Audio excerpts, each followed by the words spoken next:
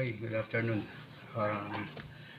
Ngayon naman ituturo sa inyo ang pagliles ng ating 798 series magmula sa jam, sa seal head, sa mga interlocker at top and bottom. Ganito lang kasimple yan. Tulad nito, kita nyo? Yan. Ang height niya ay 21 inches by 24 inches ang ating width. Okay. Yung ating double jam, ito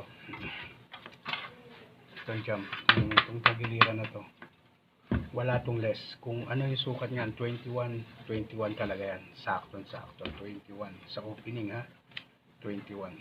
Okay, sunod natin ang ating top and bottom. Ang top and bottom natin na ang ating header at saka yung seal natin ay less ka ng 1 and 1/8. Okay, less 1 and 1/8 kung 24, mag less ka ng 1 and 1/8, magiging 22/7/8, mga ganyan lang. Okay, tapos ang ating lock style at saka interlocker, magle-less ka ng 1 and 3/4.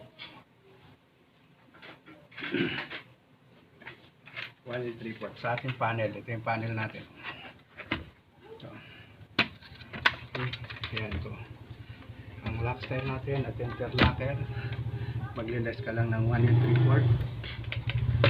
Okay, sa ating opening, halimbawa katulad ng 21, less ka ng 1 and 3/4. Ganon, magiging total niya lang ay 19 1/4 na lang ang matitira. Okay, yan ang ano natin. Tapos ang pag ano naman sa ating top and bottom, kung ano yung opening niya 24, mag less ka ng 5, tapos divide mo ng 2 para makuha mo naman ang kanyang top and bottom. Yan, yung may lalagyan natin ng gulong. Ganun lang po kasimple, ha? Pati sa ating screen, ganun din.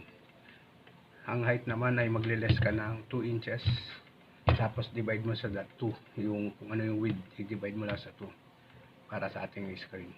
Yan lang, makakabuo ka na ng 798 series para sa yung sliding windows. Salamat.